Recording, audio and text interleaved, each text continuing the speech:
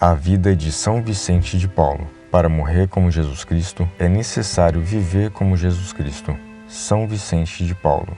São Vicente de Paulo foi um padre muito amado e respeitado por todos, fracos e fortes, nobreza e pobreza. É o maior exemplo da caridade em sua época. Segundo São Francisco de Sales, Vicente de Paulo era o padre mais santo do século. Nascido em 24 de abril de 1581 em Pau, no sul da França, a cidade tem hoje o nome do santo. Vicente de Paulo era o terceiro de 5 irmãos. Desde criança, trabalhava na fazenda, tomando conta dos rebanhos. Por ocasião de sua primeira comunhão, o padre local incentivou seus pais que o colocassem na escola da cidade. Foi nessa época que surgiu o desejo de se tornar sacerdote. Seu pai vendeu uns bois que tinha e o matriculou na Universidade de Toulouse. Tornou-se padre aos 19 anos de idade. Algum tempo mais tarde, uma senhora que o admirava o fez herdeiro, porém teve que ir até Marselha para receber a herança. Quando retorna de viagem, o barco onde estava é pilhado por piratas turcos, que o fazem prisioneiro e o vendem como escravo.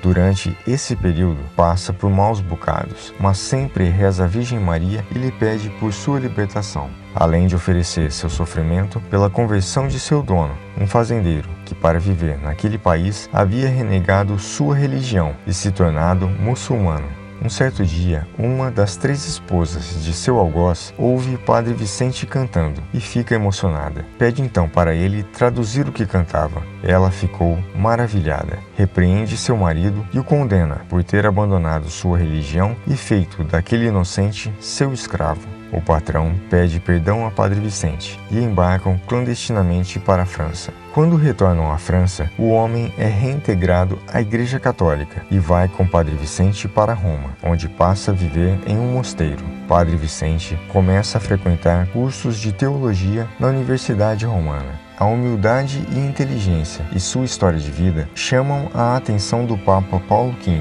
e também de um embaixador francês. Em 1608, ambos confiam a Padre Vicente uma missão junto ao rei da França, que o nomeia capelão da rainha. Nessa época, Padre Vicente estuda direito canônico e no novo cargo que ocupa é o responsável pela distribuição do dinheiro aos pobres. Como sempre, sua vida é devotada à pobreza e se recusa a morar no palácio do rei, indo viver em um hotel onde divide o quarto com um juiz. Em 1610, Padre Vicente assume uma paróquia no subúrbio de Paris. Lá, se sente mais à vontade, pois lembra muito suas raízes camponesas. Mas não demora muito, e é obrigado a deixar de viver com os pobres, pois é nomeado por seu bispo para viver como professor e conselheiro de uma nobre família francesa. Mas dava à criadagem do castelo a mesma importância que tinha os nobres. Após viver um longo período junto a essa família, Padre Vicente é nomeado para recuperar uma paróquia esquecida em Châtillon.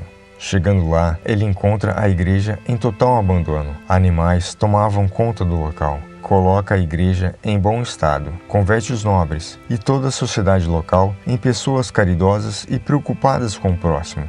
Em 1618, Padre Vicente conhece o bispo de Genebra, Francisco de Sales, São Francisco de Sales, que estava na França cumprindo uma missão diplomática da Saboia. Naquela época, Genebra pertencia à Saboia.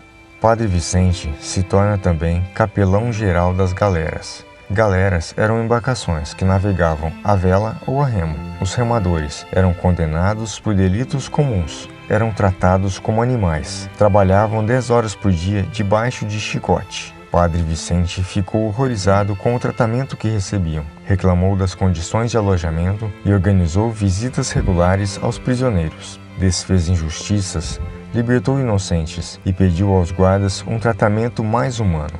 Muitos desses prisioneiros se reconciliaram com Deus.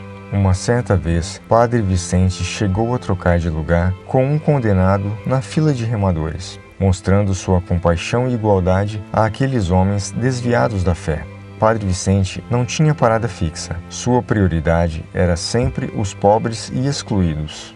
Fundou a Congregação da Missão. Nela, junto com outros padres, começam a evangelizar os camponeses. Foi então oferecido a Padre Vicente um local maior que havia sido feito para abrigar leprosos, mas estava sem doentes. E desde então, os padres eram chamados de lazaristas. Naquela época, os hospitais não eram muitos e, consequentemente, viviam lotados. Padre Vicente recorre então às Damas da Caridade, uma obra que reunia senhoras nobres do reino, para que esta situação fosse remediada. Essa também foi sua contribuição para unir as classes sociais. Diante de toda essa situação, Padre Vicente percebe que já não era possível para as senhoras da nobreza a dedicação aos pobres e à sua própria família. Foi então que criou uma nova sociedade composta por moças e senhoras religiosas, a Congregação das Filhas da Caridade, que se multiplicaram e hoje estão por toda parte do mundo. Em 1648, a região parisiense foi assolada por uma guerra civil, onde alguns membros da nobreza e clero queriam render Paris pela fome.